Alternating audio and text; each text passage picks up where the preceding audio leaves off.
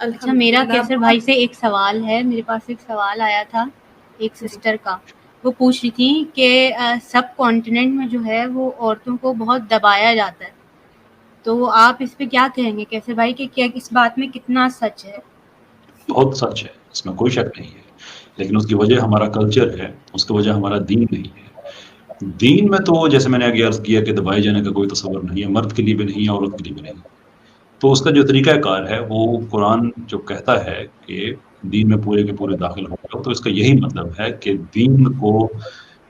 Assume کر لو، دین آپ ہماری زندگی میں امپلائڈ ہونا چاہیے، جس کے لیے میں اگزامپل دیتا ہوں کہ ایسے ہی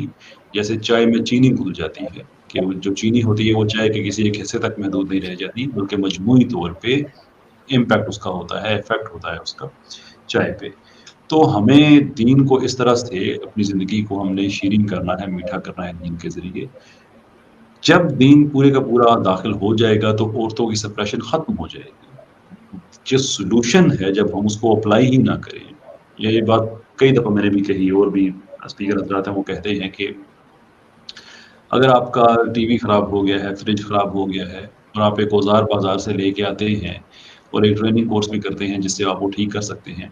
اب آپ اس ٹریننگ کورس کا وہ جو نالج آپ نے ایکوائر کیا وہ بھی یوز نہ کریں اور اس اوزار کو بھی یوز نہ کریں، تو کیا آپ میں یہ نالج آنے سے اور یہ اوزار خریدنے سے آپ کی وہ ڈیوائس کو تو ٹھیک ہو جائے گی؟ Obviously not.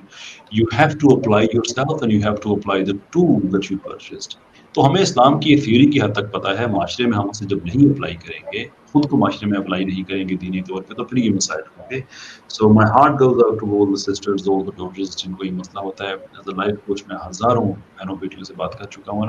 I feel their pain. But the solution is کہ ہم کو پوری کی پوری اسلامی زندگی لے کے آنی ہوگی، اور یہ جو آپ جو کام کریں گے یہ بہت ضروری ہے۔ یہ بات میں کہہ رہا ہوں، یہ بہت لوگ ڈراتے ہیں کہ نہیں ایسی باتیں پبلکلی نہ کام کریں، بٹ آئی ڈونٹ کیئر۔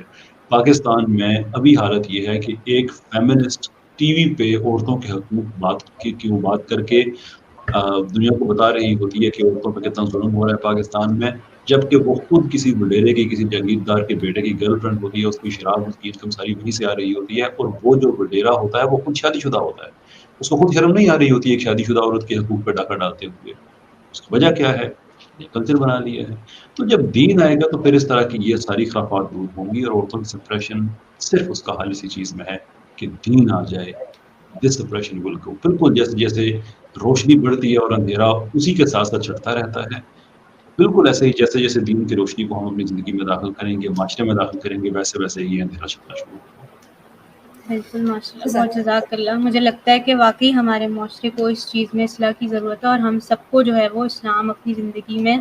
لانے کی ضرورت ہے، کیونکہ میں نے ابھی بھی یہی بات کہی تھی کہ بہت کم ایسے لوگ ہیں جو 50% بھی، بلکہ 50% بھی بہت زیادہ ہے، 20 سے 30% ایسے لوگ ہیں جو کہ صحیح اسلام فالو کر رہے ہوں گے، اور اس میں میں اپنے آپ کو بھی انکلوڈ نہیں کر رہی ہوں، ظاہر ہے۔